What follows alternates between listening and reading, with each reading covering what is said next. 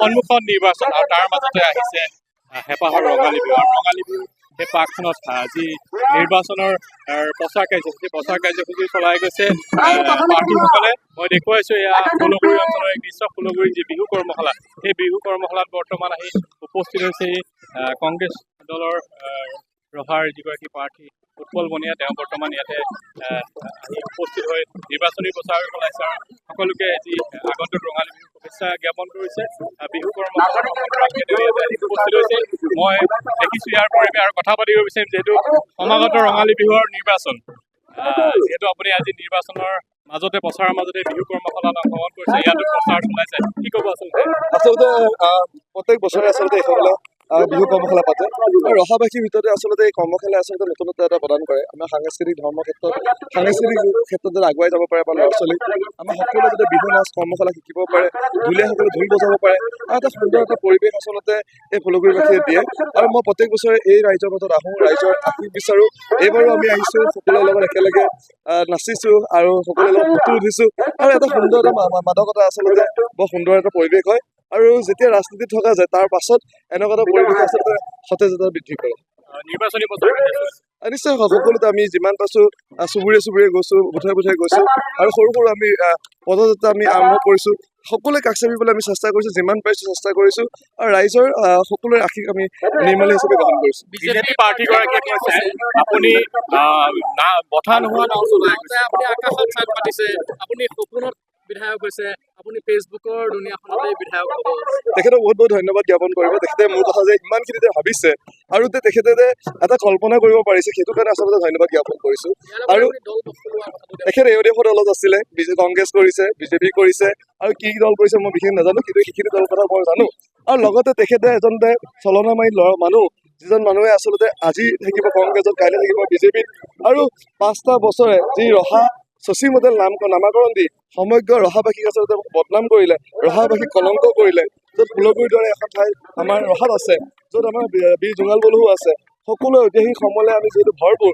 আৰু তাৰ পাছত কংগ্ৰেছৰ পৰাই ডাঙৰ দীঘল হ'ল, কংগ্ৰেছৰ বহুতখিনি মানুহে তেখেতক পইচা দিবলৈ সহায় কৰিলে, সেই পইচা দিয়ে তেখেতে MLA হ'ল, MLA হৈ তেখেতৰ পইচাৰে গোটেই 5টা বছৰ যোৱালে, 5টা বছৰ বিধায়ক হ'ল কংগ্ৰেছৰ পইচাতে আছে। আৰু সৰু ঘৰৰ পৰা তেখেতে ডাঙৰ বিল্ডিং বনাব পৰা হ'ল, ডাঙৰ বহুতখিনি আচলতে ব্যক্তিগত সম্পত্তি তেখেতে আহৰণ কৰিলে আৰু এইখিনিতো কংগ্ৰেছৰ কাৰণেই হৈছে।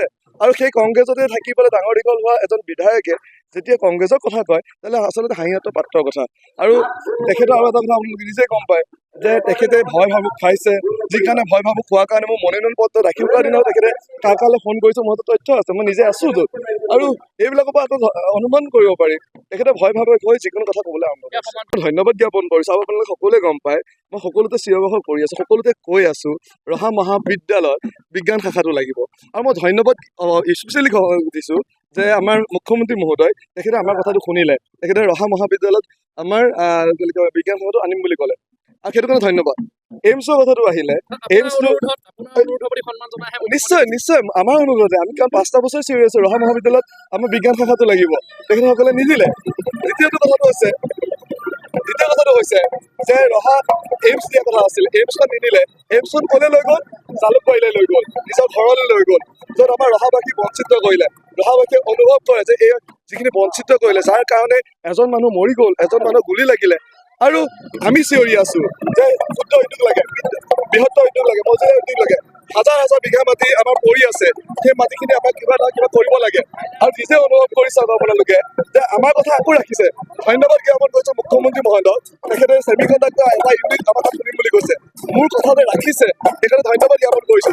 কিন্তু এটাই মোৰ দুখ লাগিব যে এইবাৰ আয়ুৰ্বেদিক এইমছৰ নিচিনা যিটো ললিপপ দিছিলে, তেখেতে ললিপপ যাতে আমাক নিদিয়ে, এইমছ আকৌ এইমছৰ দিয়া নিচিনা জালুকবাৰীলৈ যাতে আকৌ আমাৰ আহিবলগীয়া ছেমিকণ্ডাক্টৰ জালুকবাৰীলৈ যাতে নিদিয়ে, তাৰ কাৰণে আমি অনুৰোধ জনাইছো। ধন্যবাদ। এয়া আছিলে প্ৰাৰ্থীগৰাকী। মই কৈছো যে এনেদৰে বিহু কৰ্মশালাত আহি উপস্থিত হৈছে নিৰ্বাচনী প্ৰচাৰ চলোৱাৰ মাজতে এখন দেশ তেওঁ বিহু কৰ্মশালা কাৰ্যসূচী প্ৰশিক্ষাৰ্থীসকলৰ সৈতে মত বিনিময় কৰিছে, স্থানীয় ৰাইজৰ সৈতে মত বিনিময় কৰিছে। মই দেখুৱাই গৈছো সামগ্ৰিক পৰিৱেশ। এনেদৰে বৰ্তমান এগৰাকী হৈছে ভাৰতীয় জাতীয় কংগ্ৰেছৰ ৰহাৰ প্ৰাৰ্থী উৎপল বনিয়া। উৎপল বনিয়াই বৰ্তমান এনেদৰে নিৰ্বাচনী সমান্তৰালকে তেওঁ যি ফুলগুৰিত বিহু কৰ্মশালা অনুষ্ঠিত হৈছে, বিহু কৰ্মশালা কাৰ্যসূচীটো অংশগ্ৰহণ কৰিছে, ৰাইজৰ সৈতে মত বিনিময় কৰিছে। মই ফুলগুৰি অঞ্চলৰ পৰা সামগ্ৰিক পৰিৱেশ দেখুৱাইছোঁ। এনেদৰে কৰ্মশালা প্ৰশিক্ষাৰ্থী তেওঁলোককো অভিনন্দন জ্ঞাপন কৰিছে। এনেদৰে মই কাৰ্যসূচীসমূহ দেখুৱাই গৈছোঁ। এইগৰাকী হৈছে ৰহা কংগ্ৰেছৰ প্ৰাৰ্থী উৎপল বনিয়া, আৰু এনেদৰে বৰ্তমান তেওঁ ৰাইজৰ সৈতে মত বিনিময় কৰিছে। মত বিনিময় কৰি সকলোকে নিৰ্বাচনী প্ৰচাৰ চলাইছে, তাৰ লগতে ৰাইজৰ সৈতে মত বিনিময় কৰিছে আৰু বিহু কৰ্মশালাটো তেওঁ অংশগ্ৰহণ কৰিব পৰা পৰিলক্ষিত হৈছে। আপুনি বিচৰা বাতৰি পাব কেৱল নিউজ 18 এপত। নিউজ 18 এপ ডাউনলোড কৰিবলৈ স্কেন কৰক এই QR কোড। গুগল প্লে ষ্টৰতো পাব এই নিউজ 18 এপ।